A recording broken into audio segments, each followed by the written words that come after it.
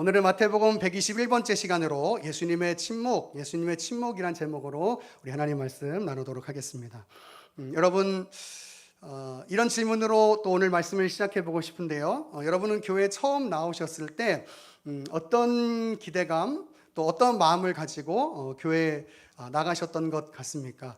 어렸을 때부터 쭉 교회를 다니신 분들은 조금 그런 어떤 계기나 기대감이 없으실 수도 있지만, 그러나 중간에 중간부터 어느 시점부터 교회를 다니신 분들이라면 그 어떤 교회에 대한 기대감, 그런 것을 가지고 처음에 교회를 다니시게 되지 않았을까 생각해 봅니다. 저는 교회에 처음 나가게 되었을 때 사실 어떤 그런 생각 없이 그냥 교회에 친한 형이 가자고 해서 그냥 아무 생각도 없이 그냥 교회에 갔던 것 같아요. 그 교회는 저희 교회처럼 이렇게 좀 작은 교회였기 때문에 교회를 처음 갔을 때, 그리고 계속해서 교회를 나갔을 때, 내가 그 교회의 이쁜 누나들을 보면서 이렇게 교회에 계속 나가야지 하는 그런 정도의 이 생각을 할 수 없을 만큼 아주 규모가 작은 교회였어요. 그러니까 제가 교회에 처음 나갔을 때 오로지 순수한 마음으로 교회를 다니기 시작했다, 그렇게 이야기할 수 있는 거죠. 그런데 지금 생각해 보면 그런 생각을 해봐요. 내가 왜 교회를 계속 다니게 되었을까? 잘 모르겠어요. 근데 계속 교회를 그렇게 다니기 시작하면서 악기를 배우고 또 치는 것이 재미가 있어서 이제 계속해서 교회를 나가게 되었던 것 같아요. 그리고 이제 저에게 지금 이 자리 가운데까지 올 수 있는 그 목회자의 꿈을 가지게 된 것 같은데, 그 당시 저에게는 아마도 악기를 칠 수 있다는 그 기대감이 교회를 기숙적으로 다닐 수 있도록 만들었던 것이 아닌가 생각해 봅니다. 여러분은 어떤 기대감으로 교회를 다니기 시작하셨습니까? 어떤 분들은 너무 어려운 문제들이 있어서 하나님께서 해결해 주시기를 바라는 마음으로 교회에 나오셨을 수도 있을 것이라고 생각해요. 또 어떤 분들은 오래된 그 질병과 아픔 때문에 하나님의 치료하시는 그 기적을 바라고 교회에 나오셨을 수도 있을 것이라고 생각합니다. 각자 다른 모양으로, 다른 마음으로 교회에 다니시고 이제 이 시간까지 이르렀는데, 지금 저는 여러분에게 이렇게 질문 드려보고 싶어요. 그렇다면 지금 여러분이 교회에 나오는 그 기대감은 무엇이 있으신지, 하나님에 대한 어떤 기대감을 가지고 계신지 한번 묻고 싶습니다. 우리가 놀라운 그 하나님의 치료의 기적을 경험할 수도 있고, 또 그것을 기대하는 마음으로 교회에 올 수도 있을 것입니다. 또 하나님의 물질적 필요, 세상적 필요를 채워주시는 것을 기대하는 마음으로 또 교회를 오실 수도 있을 것이라고 생각해요. 그런데 여러분, 순간순간마다 우리의 삶 가운데 어려운 문제가 있고 또 해결하기 힘든 그런 고난들이 있을 때 그런 기대감이 있을 수 있겠지만, 여러분, 우리는 늘 우리의 삶 속에서 그런 어려움이나 그런 문제들이 계속해서 있는 것은 아니잖아요. 그렇다면 우리가 신앙생활을 하면서 오래도록 교회를 다니면서 우리가 가지게 되는 마음, 가져야 하는 마음, 그것은 무엇일까? 저는 이렇게 생각해요. 신앙이 깊어지면 깊어질수록 내가 그리스도를 닮은 그 삶을 살아가야지, 그렇게 살아가야 할 거룩할 의지를 가져야지라고 생각하게 되는 것 같아요.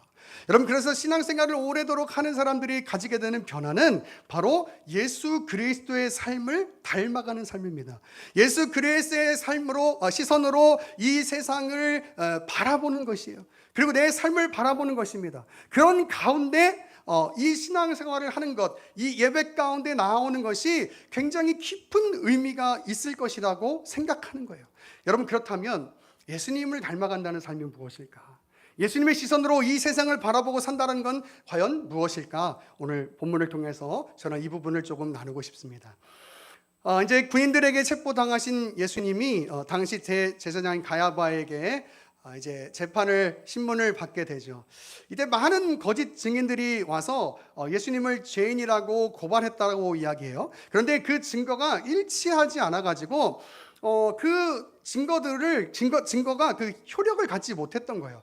마가복음 14장 56절을 보면은 증인들이 하는 증거가 다 일치하지 않았다라고 기록을 하고 있어요. 그러다가 일치하는 증거를 찾게 되는데 그것은 무엇이냐면 예수님께서 성전을 헐었다가 사흘 만에 지을 수 있다라고 말씀하셨다고 사람들이 이야기를 하는 거예요. 근데 여러분 실제로 요한복음 2장에 가서 보면 이 말씀이 기록되어 있는 것을 볼 수가 있어요. 우리 한번 찾아볼까요? 요한복음 2장 19절입니다. 요한복음 2장 19절.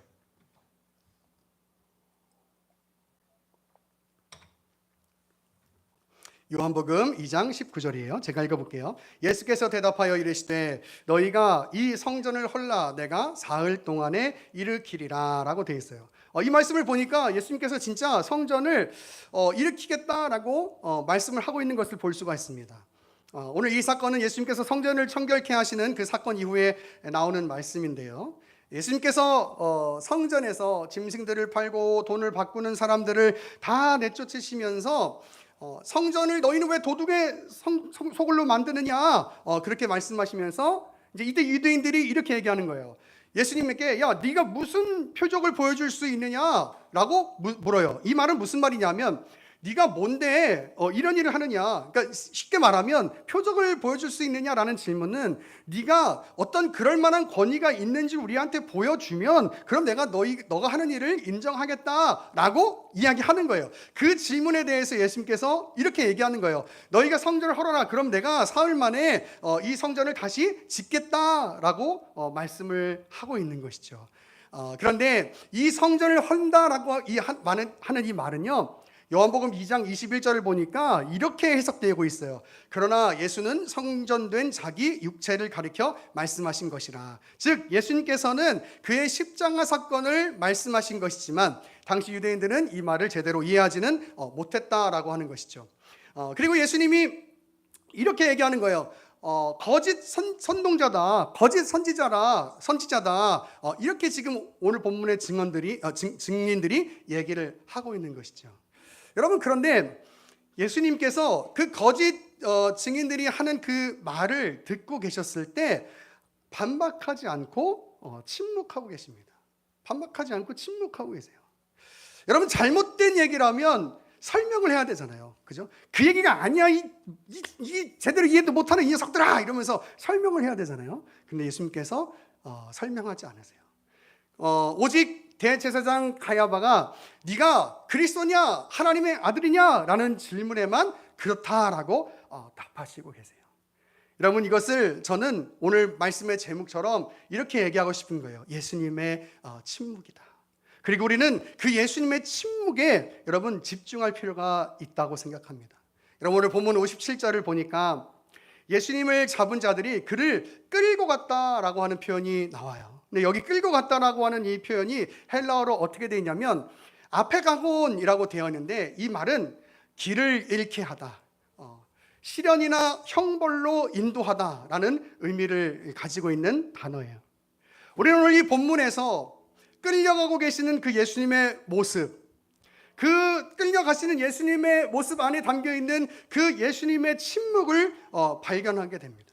우리는 지난 본문에서 예수님의 그 십자가 사건이 성경을 이루기 위한 하나님의 그 구원의 뜻, 구원 사역을 이루시기 위한 것이라고 말씀하시는 그 예수님의 말씀을 나누어 보았어요. 지금 예수님께서 끌려가심을 통해서 하나님의 말씀을 이루시고 계시는 것이죠. 그래서 예수님께서 끌려가실 뿐만 아니라 바로 침묵하고 계시는 거예요.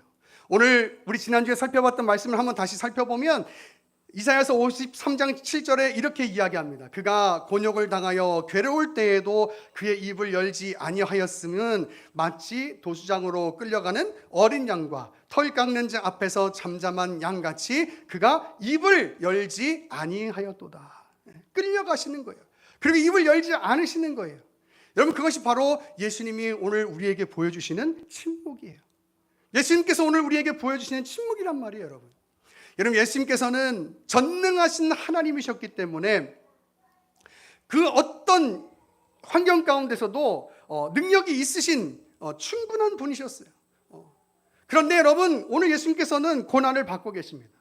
여러분 사람들을 굴복하기에 납득시키기에 충분한 능력과 충분한 지성을 갖고 계신 분이 우리 바로 예수님이세요. 그런데 그 예수님이 오늘 고난을 묵묵히 침묵하시는 가운데 받고 있는 거예요. 왜? 그분이 가셔야 했던 길은 이 세상의 논리대로, 이 세상의 방식대로 사람들을 설득하고 납득시키는 것이 아니라 십자가의 길이셨기 때문이에요. 여러분, 그래서 성경에 나와 있는 말씀대로 마치 도살장으로 끌려가는 그 어린 양과 같이 끌려가시고, 그리고 입을 열지 않은 그 예수님의 침묵을 가지시고 그 예수님께서 이 고난을 받고 계시는 거예요. 그래서 여러분, 예수님은 그 성경의 말씀을 이루기 위하여 침묵하고 계시는 거죠. 많은 증인들이, 거짓 증인들이 예수님을 죄인이라고 고백하고 있을 때, 증언하고 있을 때 그것에 대해서 충분히 반박하고 충분히 설득할 수 있는 분, 그분이 바로 예수님이셨지만, 그러나 예수님은 침묵하고 계시는 거예요. 그 오늘 본문에 나오는 증인들이, 거짓 증인들이 예수님께서 성전을 헐고 사흘 만에 짓겠다라고 말씀하고 계시지만, 실제로 우리 요한복음 아까 2장 19절 말씀을 보면 어떻게 되냐면 너희가 성전을 헐어라 라고 말씀하고 계세요. 거기서부터 이 내용이 틀린 내용이에요. 그럼에도 불구하고 예수님께서는 침묵하고 계시는 거예요. 반박하지 않고 설명하지 않고 억울하다고 이야기하지 않고 계시는 것입니다. 여러분, 이것이 바로 예수님의 침묵이라는 거예요. 왜 예수님께서 이렇게 침묵하고 계시는가? 바로 예수님의 십자가만이 생명을 살릴 수 있는 길이라는 것을 하나님이신 그 예수님께서 알고 계셨고, 그 길을 가시기 위해서 이 땅에 오셨기 때문에 그 어떤 세상의 방식대로, 그 어떤 세상의 논리대로 반박하고 억울하다고 소리치시는 것이 아니라 묵묵히 이사야 53장 7절의 말씀처럼 예수님 그 도살장에 끌려가는 그 어린 양처럼 그렇게 끌려가시고 침묵하고 계시는 거예요. 여러분, 그래서 예수님의 침묵은 철저하게 하나님의 말씀을 이루시기 위한 방법이었다는 사실을 여러분 깊이 새기실 수 있기를 간절히 축원합니다. 여러분, 성경은 예수님의 사역에 대해서 이렇게 말씀하고 있어요. 우리 요한복음 10장 10절을 한번 찾아볼까요? 요한복음 10장 10절입니다.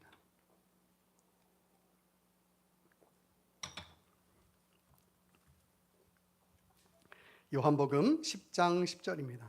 도둑이 오는 것은 도둑질하고 죽이고 멸망시키려는 것뿐이요, 내가 온 것은 양으로 생명을 얻게 하고 더 풍성히 얻게 하려는 것이라. 아멘. 그럼 우리에게 생명을 주시기 위해서, 참 생명을 주시기 위해서 예수님께서 이 땅에 오셨다라고 말씀하고 계세요. 그 사역을 위하여 지금 세상의 관점으로 보면 고난 나갈 이유가 없고, 거짓 증언을 들을 어떤 이유도 없는 그 예수님께서 지금 그 고난의 길을 묵묵히 침묵하시면서 가고 계시는 것이죠. 그런 가운데 예수님께서 대답하신 그것은 딱 하나가 있어요. 네가 그리스도냐? 네가 하나님의 아들이냐? 라는 그 질문 앞에 예수님이 오직 그 질문에만 답하시는 거예요. 왜? 사람을 살리실 수 있는 것, 사람에게, 택자들에게 온전한 생명을 주실 수 있는 분, 그분은 바로 하나님이신 그리스도밖에 없기 때문인 것이죠. 그래서 예수님은 그 부분에 대해서 답하고 계시는 거예요. 사람들이 그것을 알기를 원하셨던 것이죠. 여러분, 그런데 이 대제사장은 이 예수님의 말을 오히려 신성모독하는 죄로 여겨요. 그리고 사람들은 예수님이 사형에 받아 마땅하다라고 이야기하면서 주먹질하고 침뱉고 또 손바닥으로 때리기까지 합니다. 여러분, 주먹질하는 것, 침뱉은 것, 그것도 굉장히 모욕적인 일이지만 손바닥으로 때린다는 것은요, 굉장히 그 당시에 모욕적인 일인 거예요. 모욕적인 일입니다. 그런데 예수님께서 그 고난을 묵묵히 감당하고 계시는 거예요. 그것이 예수님께서 이 땅 가운데 오신 이유셨기 때문이죠. 여러분, 이것이 바로 예수님의 침묵인 것입니다. 우리는 오늘 이 예수님의 침묵을 보면서 우리가 어떤 삶을 살아가야 할지에 대해서 생각해 볼 수 있을 것이라고 생각해요.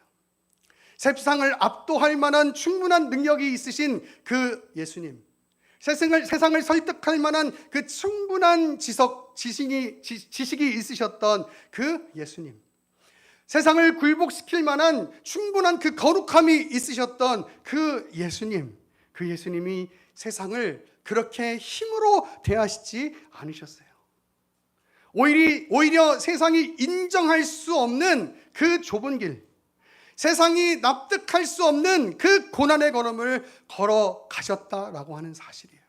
여러분, 이것이 바로 예수님의 삶이며 또한 그 삶을 알고 있는 저와 여러분이 삶이 되어야 할 줄로 믿습니다. 여러분, 저는 제가 많이 강조드렸지만 세상이 인정할 만한 힘을 기독교를 통해서, 우리의 신앙을 통해서 여러분 가지려고 해서는 안 됩니다. 어떤 운동을 통해서 기독교의 힘이 이렇게 커라는 것을 세상에 자랑하려고 하면 안 돼요. 오히려 세상이 이해할 수 없는 그 예수님의 걸음을 따라가는 것, 여러분, 그것이 바로 성도의 삶이며 성도의 모습이어야 한다고 하는 사실이에요. 여러분, 예수님께서 십자가의 걸음을 걸어가실 때 절대로 힘 자랑하지 않으셨어요. 오히려 인내하시면서, 사랑하시면서, 참아내시면서, 침묵하시면서 여러분 그렇게 그 십자가의 걸음을 걸으셨던 것이죠. 여러분, 그렇다면 그 예수님의 걸음을 따라가야 하는, 그 예수님의 삶을 걸어가야 하는 우리의 삶 역시 세상 가운데 힘 자랑하는 교회, 힘 자랑하는 기독교, 힘 자랑하는 성도로 존재하는 것이 아니라 오히려 사랑으로, 그리고 오히려 희생으로, 오히려 섬김으로, 고난으로 드러나는 그 모습으로 우리 교회가, 우리 기독교가, 우리 성도들 한 사람 한 사람이 드러나야 한다는 사실을 여러분 가슴에 깊이 새기실 수 있기를 간절히 축원합니다. 여러분, 물론 그 삶은 쉬운 삶이 아닌 거예요. 쉬운 삶이 아니에요. 여러분, 우리도 인간의 본성을 가지고 있기 때문에 예수님을 따라가는 그 삶을 살아가야지라고 결단을 하다가도 세상적 욕망, 또 답답함, 또 억울함, 그런 것들이 생겨나게 될 수도 있죠. 그럴 때마다 예수님의 그 고난을 기억하는 거예요. 그럴 때마다 그 예수님의 십자가 사건을 기억하는 거예요. 그리고 그 어려운 길이지만, 그 좁은 길이지만 그 길을 따라가는 것이죠. 그런 삶이야말로 세상의 빛과 소금으로 드러나는 삶인 줄로 믿습니다. 여러분, 어떤 힘을 가졌을 때, 어떤 위치를 가졌을 때 여러분 그것으로 우리의 자랑이나 또 세상을 압도할 만한 그 어떤 그 힘, 또 설득할 만한 어떤 무엇으로 우리의 그 무엇을 사용하지 않기를 바라요. 오히려 사랑으로, 하나님께서 나에게 주신 어떤 위치가 있다면 사랑으로 그 위치를 감당하셔야 하는 거죠. 하나님께서 나에게 주신 어떤 세상적 복이나 물질의 복이 있다면 그것을 사랑으로 감당하셔야 되는 것이죠. 내가 힘을 자랑하는 일이 아니라 오히려 그것을 통해서 나를 자랑하는 길로 삼는 것이 아니라 오히려 묵묵히 섬기는 길로, 오히려 묵묵히 사랑하는 길로 여러분 그 일을 감당해야 하는 것이에요. 여러분, 제가 이 예수 그리스도의 십자가에 대해서 말씀 나누면서 참 많이 말씀드렸던 것이 뭐냐면, 우리에게 있어서 가장 쉬운 건 뭐냐면 힘으로 사람들을 대하는 일이에요. 내가 가진 힘으로 굴복시키는 일이에요. 여러분, 그런데 우리 기독교의 정신은 그것이 아니라고요. 힘을 가지고 있어도, 지성을 가지고 있어도 그것으로 사람들을 압도하고 그것으로 사람들을 억압하는 것이 아니라 오히려 그것을 섬기는 것으로, 희생하는 것으로, 사랑하는 것으로 사용하기를 원하는 것, 여러분 그것이 바로 하나님의 마음이라고요. 그것이 바로 예수님의 삶이었다고요. 그래서 예수님께서 침묵하셨다고요. 여러분, 이 예수님의 침묵을 따라 살아가는 여러분의 삶의 걸음걸음들이 될 수 있기를 간절히 축원합니다. 여러분, 제가 한 가지 더 강조드리고 싶은 것이 있어요. 그것은 무엇이냐면, 여러분, 우리가 그런 삶을 살다가 보면 이 땅에서 그 믿음의 그 삶이 쉽지가 않기 때문에 때로는 실패할 수도 있고 때로는 힘을 잃어버릴 수도 있어요. 여러분, 그런데 그 순간에 집중하고 그 순간에 우리의 삶을 모든 것으로 다 치부해버려서 여러분 그 실패와 낭만 가운데 여러분의 삶을 두시지 않기를 바라요. 이 얘기 무슨 얘기냐면요, 오늘 본문 58절에 보면 예수님의 그 고난의 현장에 따라가고 있는 그 베드로의 모습을 우리가 발견하게 돼요. 볼 수가 있는데, 베드로는 예수님께 자신이 절대로 예수님을 버리지 않을 것이라고 호언장담했던 사람, 여러분 그 사람이 베드로였잖아요. 그래서 오늘 본문을 보면 예수님의 그 고난의 현장까지 따라가고 있는 베드로의 모습을 볼 때 정말 대단한 사람이다, 정말 멋지다라는 생각을 할 수 있어요. 그런데 오늘 본문에서 보니까 베드로의 그 위치를 이렇게 얘기해요. 멀찍이라고 하는 표현을 가지고 있어요. 멀찍이. 네, 멀찍이. 여러분, 그는 예수님을 따라가기는 했지만 그러나 예수님과 멀찍한 곳에 있었던 거예요. 여러분, 베드로는 아마도 예수님을 따라가야지, 내가 그래도 생각한 게 있는데 말한 게 있는데 라고 하면서도 그 여러 가지 고민들이 있었던 것 같아요. 여러 가지 두려움들이 있었던 것 같아요. 그래서 멀찍이 그 거리를 두고 예수님을 따라가는 것을 우리가 오늘 본문을 통해서 볼 수가 있어요. 그리고 우리가 이제 다음에 살펴보게 되는 본문, 예수님을 부인하게 됩니다. 여러분, 이렇게만 보면 베드로가 얼마나 정말 그 믿음에서 부족하고 예수님의 마음을 아프게 한 사람이었는가 하는 것을 보게 되는데, 여러분 우리 성경을 다 알고 있는 것처럼 베드로의 실패는 여기에서 끝나지 않아요. 우리가 사도행전을 보면 베드로는 그 예수님의 죽으심과 부활하심 이후에 정말 그 어떤 그 죽음의 위기 앞에서도 담대하게 예수가 그리스도라고 전하는 그 사역을 감당하는 모습을 볼 수가 있다라고 하는 사실이에요. 여러분, 분명히 예수님은 베드로는 어쩌면 예수님 앞에서 자신이 예수님을 절대 버리지 않겠습니다라고 결단했던 그 마음, 여러분 그건 진심이었을 거예요. 그런데 그 삶을 지켜내는 것, 그 마음, 그 고백을 지켜내는 것은 너무 어려운 일인 거죠. 그래서 예수님을 따라가긴 따라갔지만 멀찍이 따라가고, 그리고 예수님을 부인하게 되는 그런 삶을 살 수밖에 없었던 거예요. 여러분, 실패죠. 믿음의 싸움에 실패해요. 그러나 그럼에도 불구하고 그 예수 그리스도의 죽으심과 부활하심을 통하여 베드로는 이제 멋진 사역자로 우리가 거듭나는 것을 성경을 통해서 볼 수가 있다라고 하는 사실이에요. 여러분, 그렇기 때문에 저는 여러분에게 이렇게 권면드리고 싶어요. 여러분, 믿음의 삶을 살아가다가 넘어질 수도 있어요. 쓰러질 수도 있어요. 믿음의 싸움을 싸워가다가 실패할 수도 있어요. 여러분, 그렇다 하더라도 그 순간을 여러분의 삶의 전부라고 여기시고 포기하지 않으시기를 간절히 축원합니다. 그리고 그런 상황 가운데서 오히려 더욱더 하나님 앞에 기도하며 하나님을 예배하며 하나님, 나에게 믿음의 싸움을 싸워갈 수 있도록 힘을 허락하여 주옵소서라고 그렇게 하나님 앞에 간절히 기도하며 나아갈 수 있는 그 믿음의 삶을 살아가는 복된 믿음의 거룩한 백성 될 수 있기를 간절히 축원합니다. 할렐루야. 여러분, 간절히 소망합니다. 여러분, 오늘 이 베드로의 실패를 보면서 또 사도행전에 나타난 그 베드로의 모습을 보면서 우리도 그렇게 믿음의 사람으로 살아가기를 애쓰기를 결단하는 그런 오늘 말씀이 될 수 있기를 간절히 소망합니다. 여러분, 완벽하고 완전하려고 하지 마십시오. 여러분, 우리는 절대로 하나님 앞에서 이 땅을 살아가는 동안 완전하고 완벽할 수가 없어요. 여러분, 우리의 사랑이 완벽합니까? 여러분, 우리의 믿음이 완벽합니까? 여러분, 우리의 의지가 완벽합니까? 완전합니까? 절대 그렇지 않아요. 그런데 저는 여러분에게 이것만큼은 가지시라고 말씀드리고 싶어요. 그건 뭐냐면 바로 신앙의 지구력이에요. 신앙의 지구력. 여러분, 상황이 그렇다 해서 포기하지 마십시오.